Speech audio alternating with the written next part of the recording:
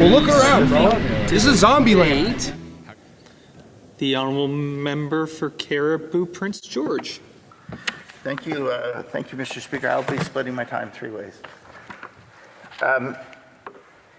Minister, when you first became mayor, through you, Mr. Speaker, when the minister first became mayor of Vancouver in 2008, he promised affordable housing, fewer drug overdoses, lower crime, and to end homelessness by 2015.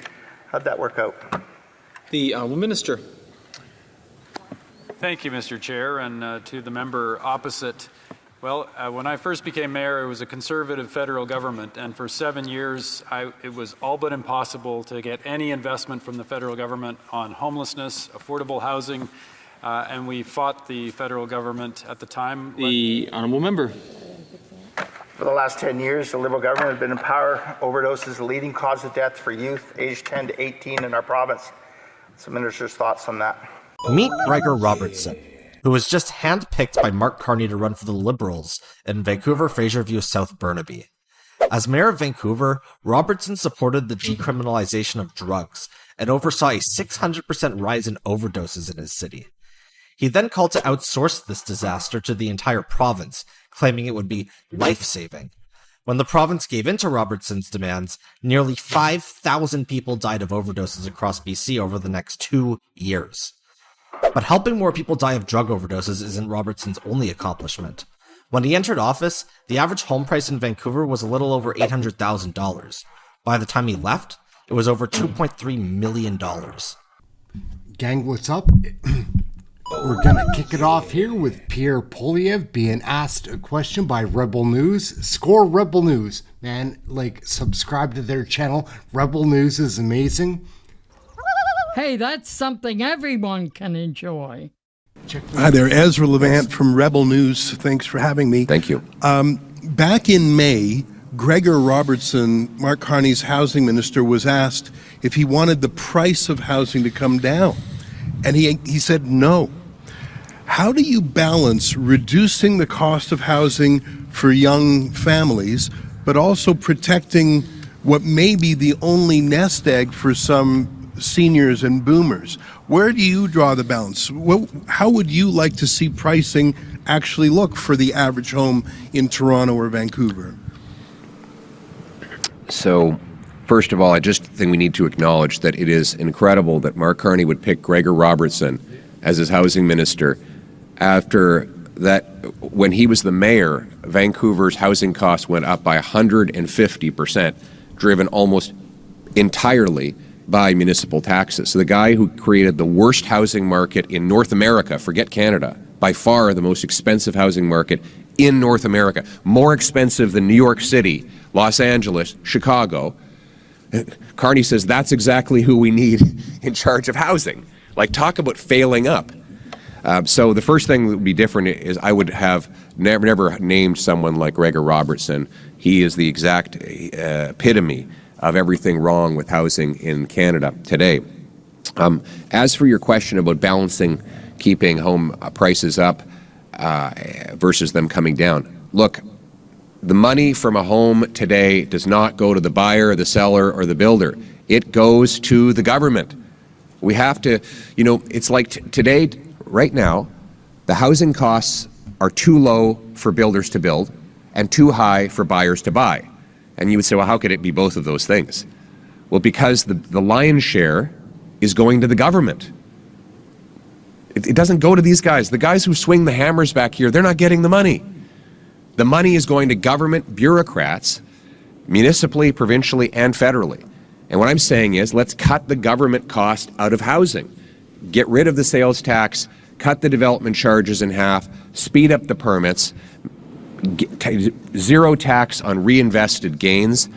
You get the government cost out of building homes, then the buyer, the seller, and the builder will all be winners at the same time. Thank you. Next question. Good morning, Mr. Poilievre. Nitin Yes. Chopra from Hashtag. Good to see you. Parliament is opening soon, and you wrote a letter to Prime Minister Carney that to-do list from all the crises, from immigration crisis to the housing crisis to the crime crisis and to the job loss crisis. All the crises are there. So my question is, we, the Canada, we gave billions of dollars, 22 billion plus $25 billion to Ukraine. How justified is that when our own people are struggling high time, big time, because since last couple of years, you are also highlighting the crisis and crisis and crisis. So how to fix? Canada first, we have not seen the Canada first approach by any of the political party. Canada first, we have seen that other countries are coming first. Taxpayers' money are going out of country. How justified is that? Thank you. Well, the best way to put Canada first while helping Ukraine is to sell our oil and gas in Europe. The reason Putin can fund his war is because he has a near monopoly on Western European oil and gas purchases. If we had the Energy East pipeline, we could be selling 1 million barrels of Canadian oil to Europe every single day. If we immediately approved LNG plants, we could liquefy tens of billions of dollars of natural gas and send it to Europe to fully displace the Russian sales of gas into that continent and put it into Canadian paychecks. So Mark Carney and the Liberals have blocked every single LNG project that has been put before them. And as a result, we only have one plant. It's on the West Coast, approved by Stephen Harper. If you want to defund Putin and squeeze out all the money that he's using to fund the war, then let's immediately start approving pipelines, LNG plants, export terminals, and send tens of billions of dollars of clean, ethical Canadian natural gas and oil to Europe. Instead of the money going to Putin's war machine, it will go to the trades workers in this country. That is how you put Canada first. Thank you. This will be the final question. Good morning, Mr. Poilievre. Mal Hamidi with the Canadian Press. Are you concerned that the consensus in Canada on immigration is slipping? And what would you do, what will you do as a opposition leader to address this issue? Thank you. Very good question. It is really sad what has happened to the immigration system over the last decade. Before this Liberal government, there was a consensus. Canadians welcomed immigrants in generous numbers, but in numbers that we could absorb. We had enough housing, health care, and jobs for people who came in. Everyone integrated well, lived in beautiful neighborhoods side by side, all different faces from different places and races getting along in harmony. It's incredible to think, we had the system of immigration that was the envy of the world. Literally, other countries from all around the world said, how did Canada do it? 10 years of Liberal government, the rest of the world is looking at us and saying, how did the Liberals screw this up so badly? They've been adding people 3 times faster than homes and jobs, which has created shortages. They brought in too many too fast. They've allowed massive abuses of the international student, temporary foreign worker, and asylum claim system with rampant fraud that happened right under their nose. And as a result, our youth can't find jobs or homes. And so it is very sad that the Liberals have been able to destroy the system so badly in such a short time. Mark Carney promised to be different. Instead, he's worse. He's kept Justin Trudeau's immigration numbers. He's allowing corporations to bring in a record number of temporary foreign workers this year at a time when youth employment numbers are their worst in 3 decades. So while our young people can't find jobs, employers are able to exploit temporary foreign workers by giving them lower wages and terrible working conditions. Let me be clear. Immigrants are not to blame for this mess. They simply followed the rules that the Liberals created, or the lack of rules. They just want to have a better life. And in many cases, they are the victims of a system that abuses and rips them off at the same time as destabilizing our housing, job market, and social services.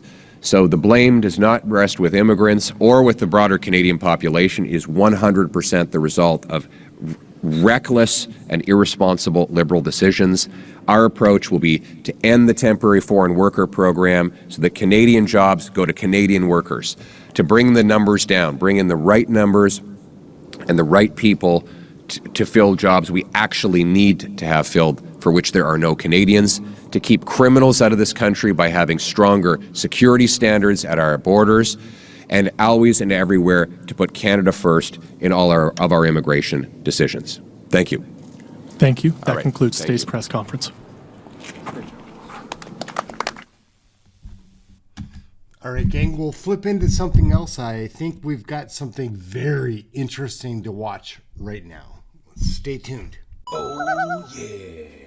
We've got the immigration crisis. There's the housing crisis. We have a crisis in our federal government. We're going to watch this. This is what has happened to our lovely city of London, Ontario. Are you from London? Going to be shocked.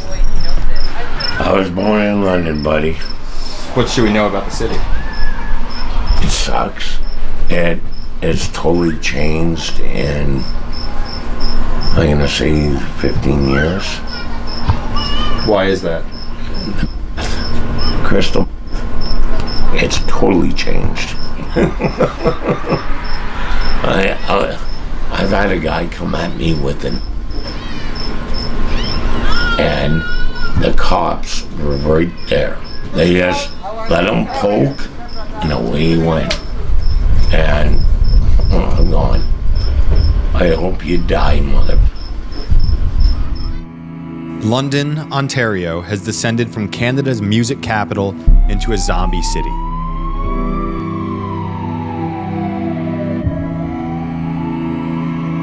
Well, look around, bro.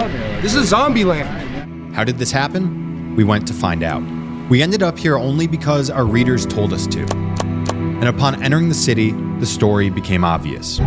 Check out their channel. This is Rocka News. Their link will be in the description below. That right there, that was the third prostitute we've seen literally within 5 minutes of entering London, Ontario. So opposite all the people smoking crack, we have a nice little restaurant. Dystopian may be the word. We headed downtown where more people were openly taking drugs than not. As bad as this was, it was nothing compared to what we'd see later, deeper in the zombie city. I don't smoke it, I sniff it. You want to smoke some? Just out of respect for you, right? I didn't see what color it is. If I had my way, I'd go through with them with a bulldozer. It's just sorry, but it's sponsored by the government. Everyone we met downtown seemed to be either angry or on drugs. So my teenage years were spent down here, and it was a place that my parents would let me come downtown unattended. I would never let my daughter step foot down here unattended. Like, children coming on a bus couldn't get in for the kids and vagrants. You hear stories about like a lot of other cities bringing their homeless here because of the programs and outreaches we have in London. Then we're overtaxed and overburdened. The government, they give out free stuff to them, but that's money's coming from somewhere. It's not coming from the homeless, that's for sure. We're known as the Tree City. The way it's going now, it's going down. All the stores are closing, and what the hell can you do? Downtown on a Friday night in the summertime, this place would be packed on both sides of the street. Not no more. This downtown is just degraded from what it used to be. It wasn't empty businesses, it wasn't junkies and homeless people all over the place like it is now. I didn't even see one homeless person when I moved here 30 years ago. Bro, my father was a serial killer, killed over 100 freaking women in this country, okay? You don't want to know about the city. This is a stab city. You guys are lucky to be alive. You're from the States. You're walking down the street right now. The city's terrible. I have 750 convictions. I'm from London City. I've been on and off here 20 years. I got 11 kids, a wife, and a successful life. I've been having babies since I was 15 years old. I left home at 12, did my own thing, slang, stayed on the streets, did what I had to do to survive. That's this fella. Hey, bro, how much you probably on the street every given day? A couple 100 pounds of easy, huh? I don't know. Imagine if they're big. Yeah, exactly. Well, these guys are from the States. They ain't no feds. I'm an OG. I'm an ex-gang leader, DFW Bloods. There's also a lot of murder going on. Yeah. Yeah. Here.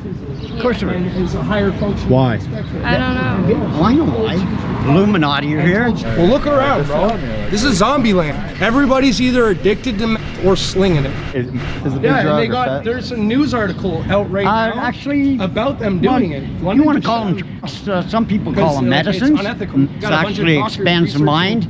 How to stop heart allows you attacks to by come up with inducing heart attacks different on things animals. that you wouldn't come up with No, it's before. not right. What's going on over here? There's a lot of people over there. Right over there? They're probably doing medicine of some kind. Back about a year and a half ago, I tried to hijack a plane at Toronto Island Airport. Nobody's ever done it in Canada before, and they call me their mother. This is where they should let me do it, because then it's saved $3,000. Because I can do what they do. While we were talking, an ambulance came up to deal with a potential overdose. I can't see anybody over there. There's a guy, he looks like a big deal. Success stories are few and far between. Yet some people do make it off the streets, like this man who beat fentanyl addiction. Some of these guys, 40, 50 years old, say they have mental disabilities and they're living with their parent, and then their parents pass away and they had a house that they had to pay a mortgage on, right? Now they're out on the streets and they got no one looking over to them. Like they go to detox and then they put you back out, and then how are you supposed to get clean when you don't have people to hang out with? You're going back to hang out with the same people. I never got to this point. Like I was a functioning addict. Like I had an apartment, I had a job, but it got to a point where I couldn't handle it anymore. I was just like, I literally broke down, and I was like to my parents, and I was just like, I couldn't even lift a tire like on a rim, and I was like, I can't do this anymore. I've been lying to you guys. Like I can't keep living this lie. There's so much hurt and stuff that these people carry with them that you don't know. Actually, some of the nicest people you'll ever meet, they'll talk to you like an open book. If you respect them, they'll respect you. Like they'll give your shirt off back before some rich guy would. I swear to God. That man told us that downtown was only a sample of London's crisis. To understand more, we needed to head up Dundas Street. We had no idea what we were getting into. Now, just a quick note about Roca News. My friends and I started this back in 2020 as a news company to deliver news in a better way without bias or fear. We deliver daily news to a couple million people every single day, and now, about a year ago, we started this page to do mini documentaries that complement the news we do elsewhere. Make sure to subscribe if you support that, and check out our news on Instagram, email, or anywhere else. Check these guys out, give them a watch. We took the long way to Dundas and were shocked by the contrast.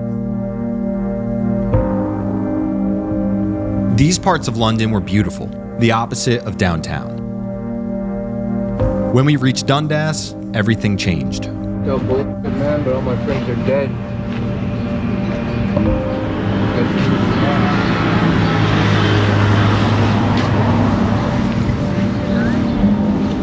Yeah, well, no, it's up to you.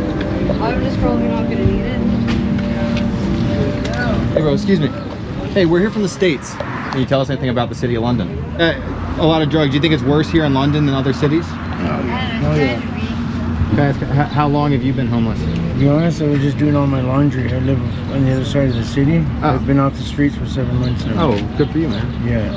I've just done all my laundry. My girlfriend's just finishing up the last 2 loads of laundry, and we're heading home for the day. Right on. Oh, they don't want to. They don't want to go. You guys just out of respect for you guys. Yeah, I like that. You guys have a good day. Yeah, you too. Hey, thank you, man. Stay safe. There's a theater, an active theater right here. People are walking into this theater to go see like a play right now. And what you have to walk through to get here is this. It's truly upside down. I don't know another word. I don't know another term for it. What's going on? What do you see? What do you see? Oh, like why? I don't know. Ask them. I don't want to be involved in this shit. I have zero tolerance. If I had my way, I'd go through with them with a bulldozer. They'd be all dead. My taxpaying money pays for them.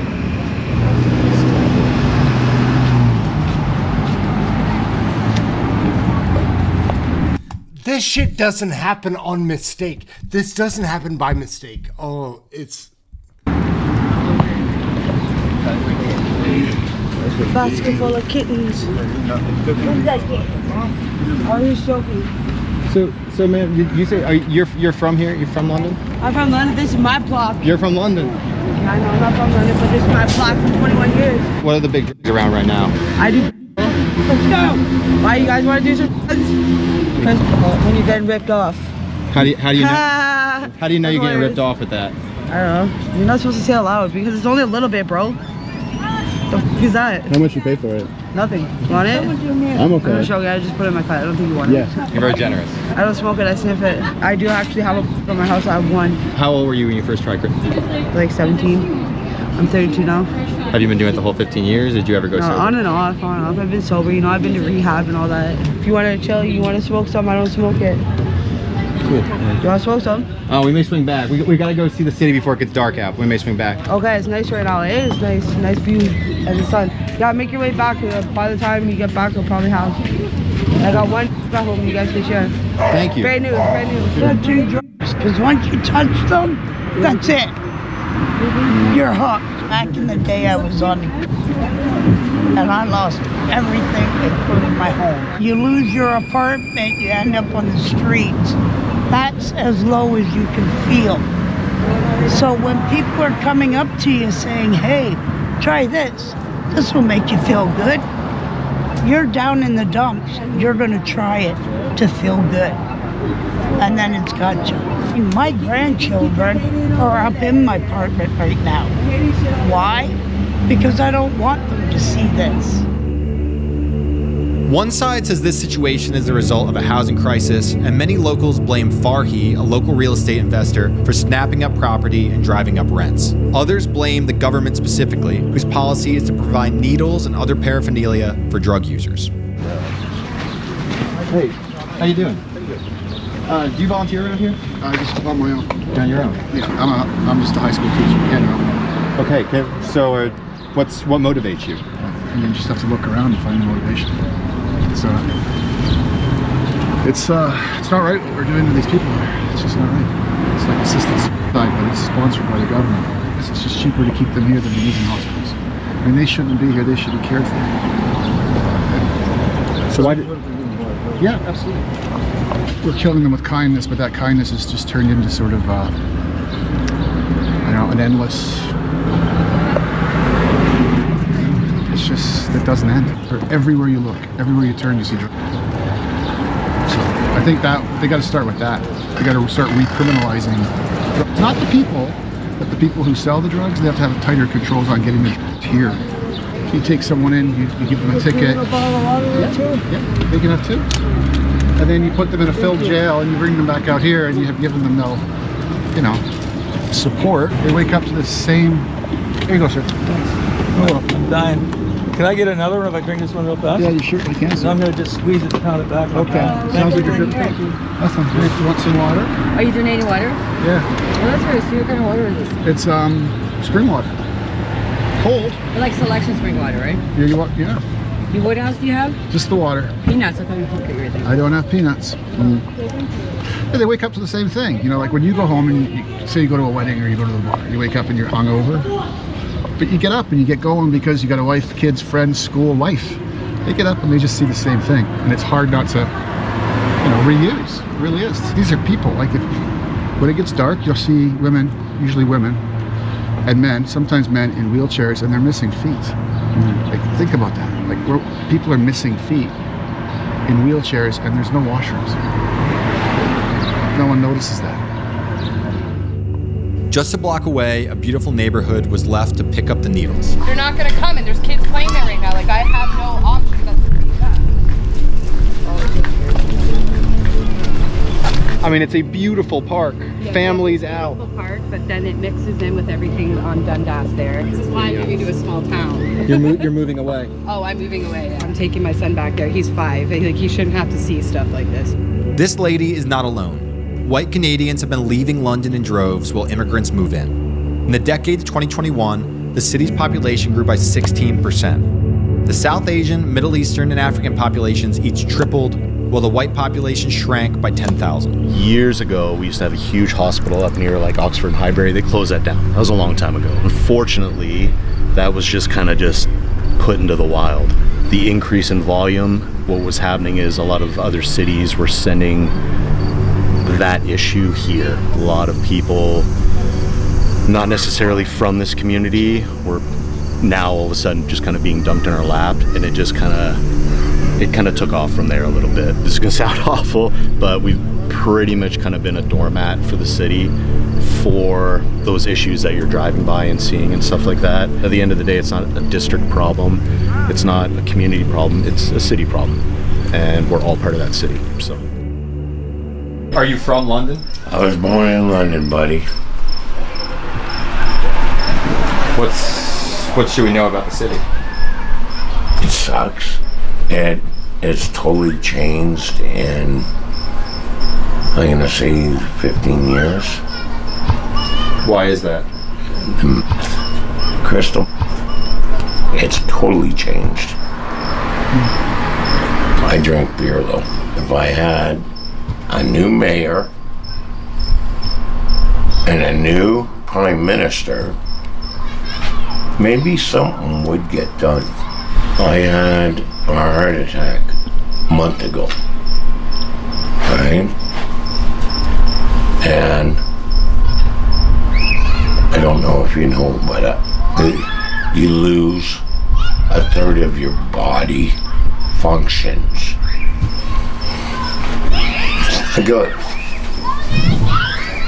But I'm not gonna give up the beer.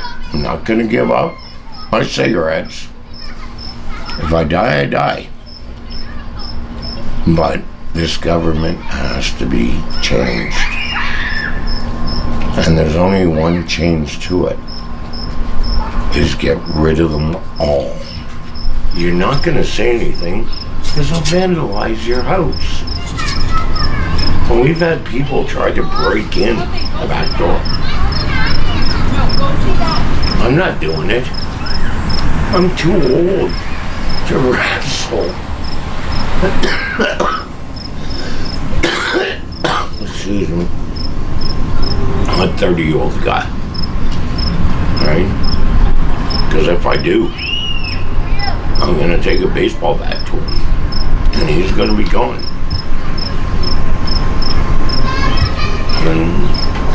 But it's bad. It's real bad here. The fact is that most Londoners have left the downtown area behind. They've moved to clean, prosperous neighborhoods in the outskirts. For them, Dundas is a world away. Outskirts, like around London, where more and more houses are going up. But downtown, it's going down. A battle is raging in London between decay and neglect and the residents who want to save their city. Yet as All right, gang, that is a very upsetting piece. I try to keep my composure on here most of the time. That one was a tough watch.